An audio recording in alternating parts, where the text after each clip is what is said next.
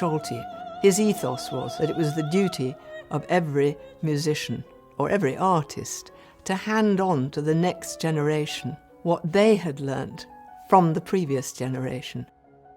Firstly, and most importantly, we want to honour the Solti legacy. Secondly, we're trying to nurture and preserve the great Italian bel canto singing tradition, which is actually the key to good singing. And finally, the Accademia over the last years has acted as a network of support for young musicians at a very critical moment of their development, the moment when they stop being a student and become a professional musician with a responsibility towards their public.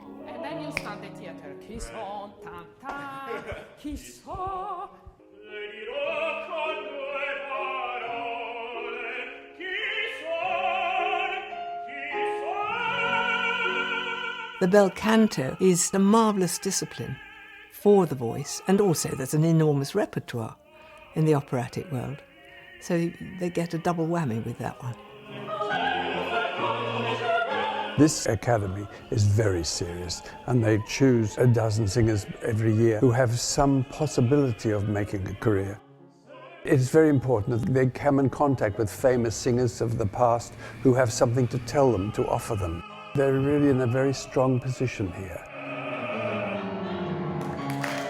The idea is this relationship between mentor and protege, that you have the best people in the world, the experts in their field, and have a period of intense concentration where you achieve a level of work that is usually impossible.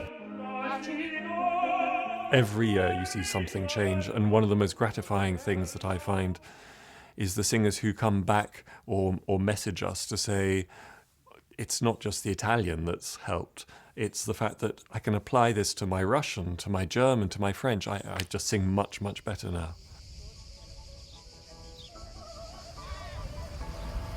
In those 3 weeks, they have this total immersion in Italian life. They're coming into the emotion of it all, and these young people are submerged suddenly in this village, in this small village. You see the real Italy. The repetiteur course was a very exciting and novel thing that we came up with. The repetiteur is a very unsung hero. It's a very, very interesting job, and it's an essential one, and the singers rely on the repetiteurs and the coaches more than anyone.